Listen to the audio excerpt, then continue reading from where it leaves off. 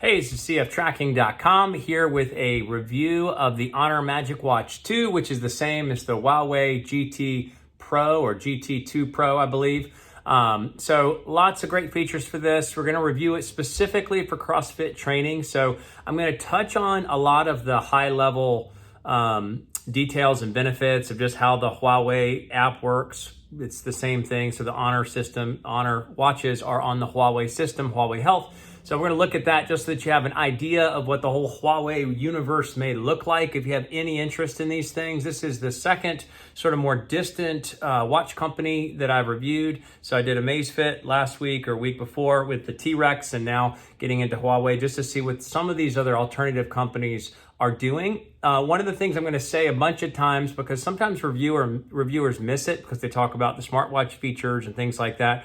But this is unique because Huawei and Honor have contracted with Firstbeat for workout analysis.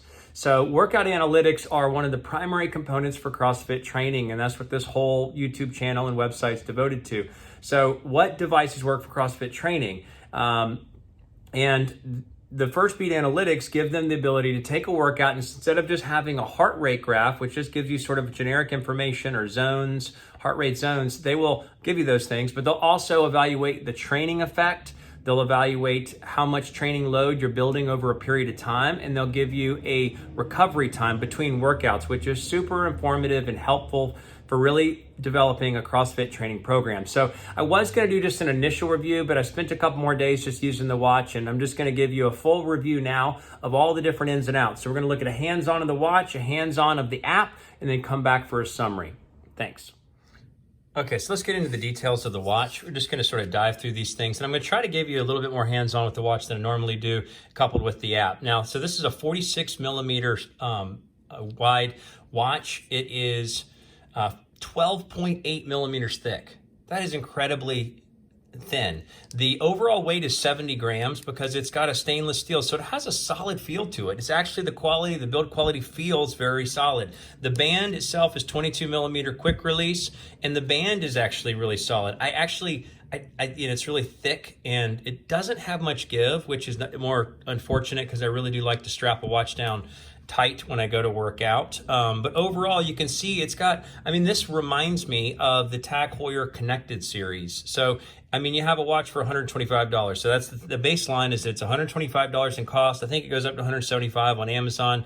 And you have this always on display. You can choose, and I'll show you in a second, the multiple. But the biggest question that it has to be asked is how long is the battery life? So they say like 20 days of regular use on the website with always on, and I left it at a mid-level, so you can go 1 to 5 on the backlight brightness. I left it at 3 for all this time. I did about 30 minutes outside GPS, about an hour and a half of different workouts over the course of the period of time that it was tested, and it's targeting about 3.5 days of battery life. So if you do the auto setting where you can actually just set it to adjust the backlight on its own, I think you'll be able to get about 4 days. So 4 days of battery life, 70 grams, so it's under the weight of all the primary major sports watches out there, 46 millimeters, 13 millimeters thick, and absolutely just incredible as far as overall build quality. I was just blown away when I got out of the box. It was actually well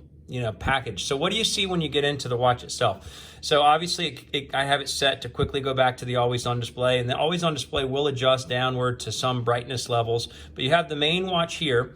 And then you go through, you have, beautiful display of the heart rate graph. The colors are really incredible. This is the weather. So one of the things that's a problem is that the weather has no other details anywhere in it other than what you see here. You just get this basic, and look, it was updated at 10:26 a.m. I think it's a problem because I don't think Huawei made this for iOS users, so it just doesn't update. Same thing with music. It can hold up to 4 gigabytes if you transfer your own songs into it, and you should be able to, or we're supposed to be able to, control your music that's playing on your phone on the watch itself. Doesn't work. Then you get your summary of your day. So a big obviously the circles similar to the Apple experience, and you're back to the main screen. You go down, you'll see the primary different aspects you can do quick draw of. I wish they would make this editable so I could put a flashlight on here, but you can quickly jump into all these different settings. So we're just going to go into one of the things that's really impressive, again, is the watch face. So you can change all these components, and each of these components, when there's a gear icon, you can change some of the settings for different aspects of the data points. So you always swipe, oops, no, that's not what we're gonna do. So go back to settings. I haven't noticed much of a lag time. I think some reviewers said there's a lag time and just a hair of the process, but you can see all of these different components, and if there is a gear icon, you can adjust some of the data points in there. And I mean, it's really, I mean, everything you could want. Like that's a great looking watch face. You go into it, and when you have the always on display, you don't get to have a dimmer version of the one that you've chosen. You actually get these few ones, but they're all great. You have great analog and great digital options. One of the problems with the Amazfit is they didn't have very many good watch faces or always on watch faces. So these are big, these are simple. This one I just feel like looks like the Tag Heuer.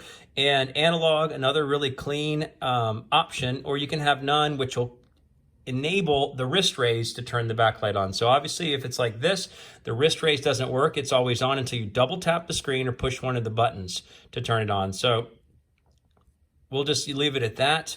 You can adjust the brightness 1 through 5. You can do some advanced settings with sleep, and the screen's on. So like if you're asleep and you're sitting still for a long period of time, it'll actually turn the screen off, which is a nice feature. You can change how much time is there. So you scroll up for, your notifications. I found the notifications came through fine. So you have to wrist raise. Obviously, the notification doesn't automatically appear on the watch. You have to do a wrist raise or double tap when you feel a vibration. And the vibration on this is great. The alarms work great, all that. But you can obviously swipe it from the bottom and get your notifications. So when you get into the main button, this is your main list of actions or activities. They just have added a bunch of different workout options. So you can now have like 85 different options, of which you'll see at the bottom, CrossFit is one. Now, it doesn't do anything other than give you a guy with the barbell, but hey, I like seeing a guy with a barbell. That's awesome. So you can go in, you can add a whole bunch of other things. They have just a laundry list. Now, what do they really do? They just give you a name and a picture. All that they're really calculating is heart rate, calories burned over time, and if they happen to have GPS built into it, then distance features. So not a lot of benefit there. You swipe to the right to go back one screen, but just the fact that they have it is awesome. You can do multi-sport. I didn't try that out, sorry, but I just didn't do it. But a lot of great workout options. Now, what do you see when you get done with a workout? So here's the CrossFit from yesterday, and we're going to look at the heart rate analytics, unfortunately. So you just get general duration.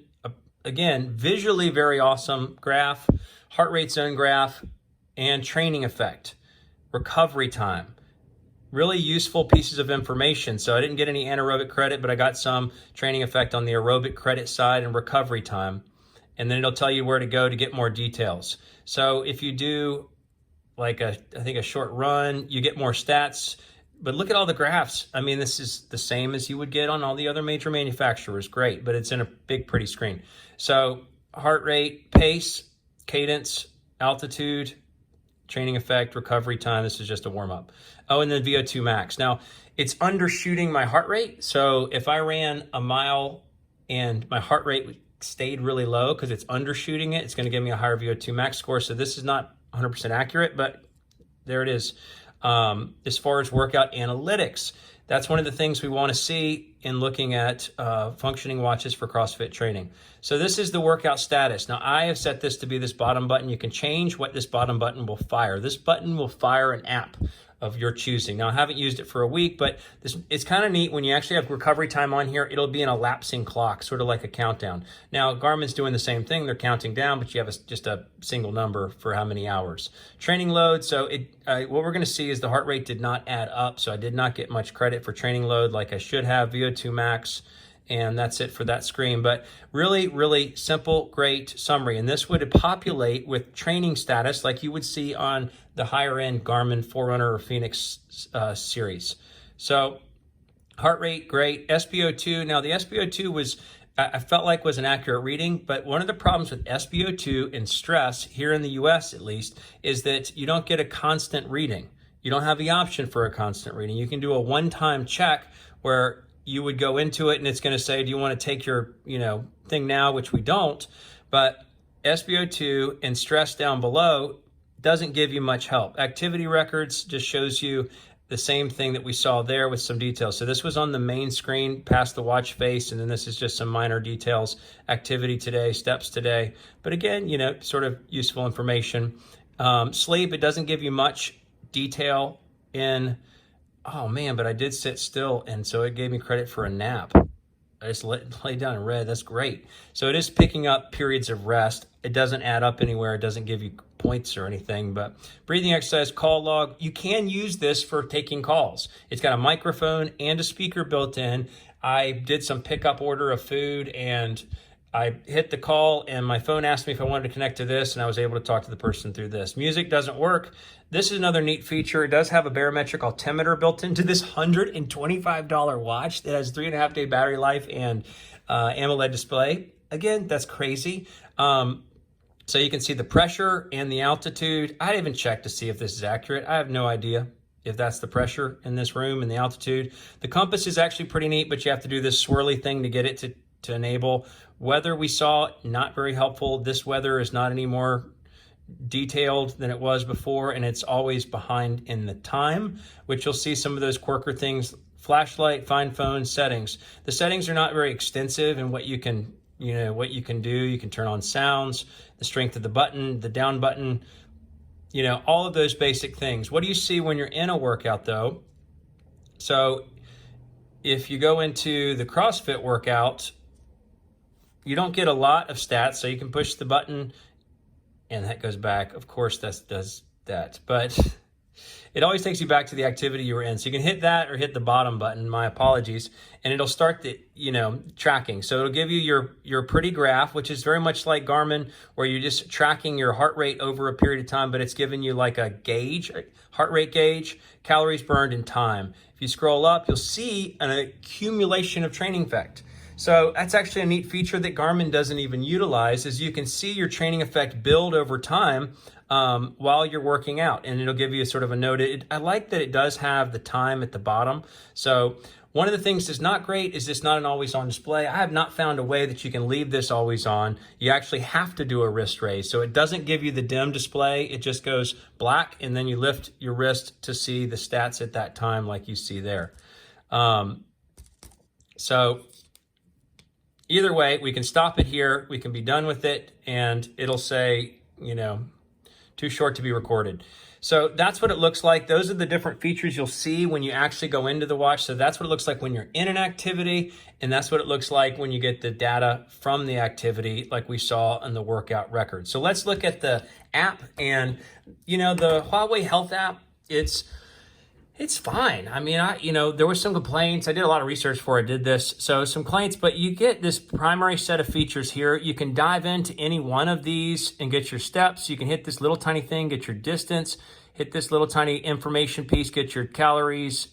It's kind of neat because the barometric altimeter will accumulate meters of climbing. Now that should be feet. I have set this 100 times to be imperial, and you see metric and you see metric. So, whatever it is, they're just not quite working. So I'll pick imperial again, and we'll go back to the front, and then there it is. So now we have feet. So the amount of time, this is actually just yard work, but it picked up yard work and showed me some moderate, movement time.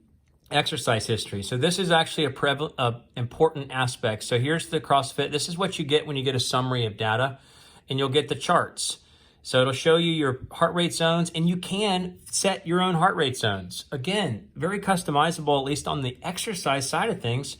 We'll just see in a second what is not working on the exercise side of things. So you'll see your map, and this is kind of neat. It draws where you ran. This is just a short run just to warm up and test out the running features and just see how it works.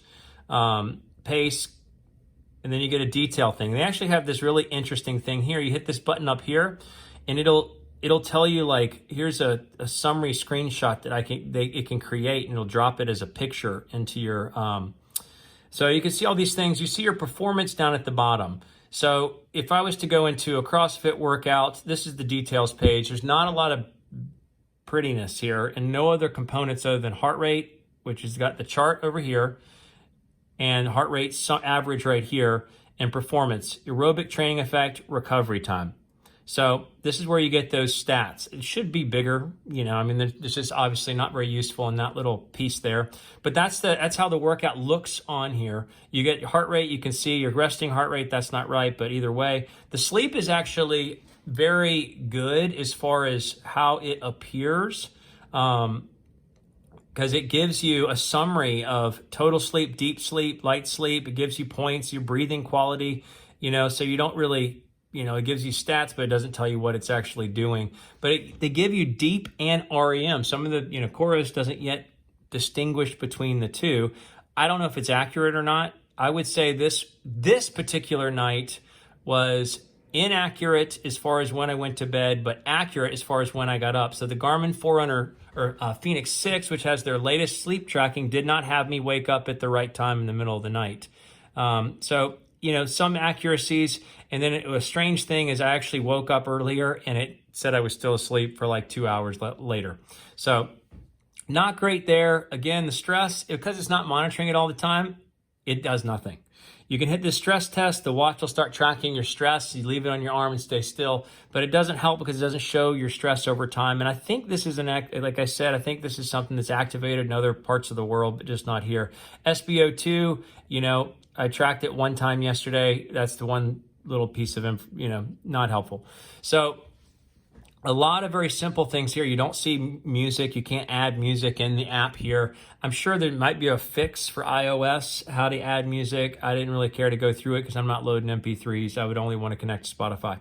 So at least we can turn on some of the basics. And then you have your basic connected point there. But overall, as far as the experience, it's a functioning app. I mean, it works well. There's some quirky things here, obviously, with the Imperial and, you know, the sleep's keeping me up, you know, not having me sleep at certain times. But wait, so here's a bunch of workouts. So here's the basic summary. So you have what the summarizes on the Garmin, 144 average. Here it was same sort of picture, but you can see the average heart rate is 141, which gave me a VO2 max of 54, whereas Garmin gave me a 46. So I was sort of insulted. So, but either way, you know, the heart rate came in low here. But when you get to a CrossFit workout, there's a problem. So here's, you know, a 30-minute CrossFit workout, average heart rate 134. Average heart rate of a chest strap is 153. So what this was it was like intervals of assault bike with a forced 2-minute rest in between each interval. And then it was a 12-minute AMRAP with a bunch of different components. Obviously, there was times when there was certain activities that spiked the heart rate. 3.8 training effect. This gave me like a recovery time of, I can't remember what. This says 1.7 and 15 because the heart rate is off. And if you look at the graph, it tracked the beginning part, but it totally missed the whole ending. So beginning was fine. It was doing great. I was super fired up about it, and then missed the whole ending compared to an actual chest strap. This was a workout that I did yesterday, and it sucked. But it was, you know, called 20 questions, sort of a variation. This is actually a dumbbell, single arm dumbbell, power cleans, thrusters, push press snatches, overhead squats, and front squats, the 50-pound dumbbell. But every minute on the minute, you have to do 5 burpees. It was terrible. So when you look at it on the Garmin, 4.6 is like you are spent. It said 72 hours, like 3 days of rest time required. Gave me anaerobic score. But you can see there's just got like, you know, there are the burpees every minute on the minute for, you know, 27 rounds, 27 minutes that I, plus the warm up. But high output. And then you see what it did on the Honor. Way off. So you got an average heart rate of 149, average heart rate of 122. Super big letdown. I did this workout that crushed me, and it said you got 2.0 training effect and recovery time of 9 hours. So not great.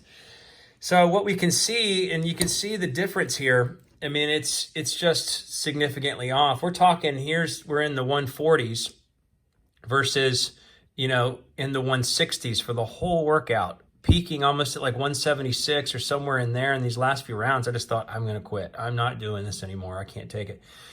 Same thing with the previous workout, you know. So again, it caught the assault bike and then completely failed on the AMRAP. And the AMRAP was a combination of like single arm, overhead lunges and hang, clean and jerks and push-ups just with a dumbbell. Caught it all here, total failure here. So the actual CrossFit side of tracking doesn't work with this heart rate monitor, the heart rate build in this.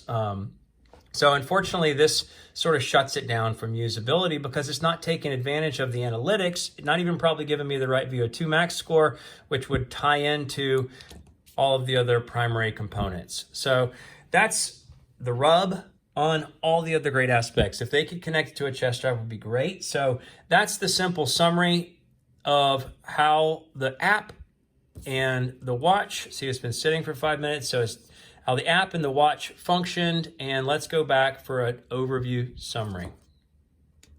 Okay, so in summary, they have a lot of things going for their baseline. Obviously, just contracting with First Beat Analytics to get training effect, recovery time, and training load over time is fundamentally important. But they've done it all in a relatively solid watch at a huge discount over other offerings that have First Beat Analytics in it. You can't get access to some of those analytics unless you pay $300 plus on most of the watches that are out there in existence. So this watch is $125. The second thing that's great about it is it has an AMOLED display, a super brilliant, 10 times the brighter transflective, great always on experience, and 3.5 to 4 days of battery life.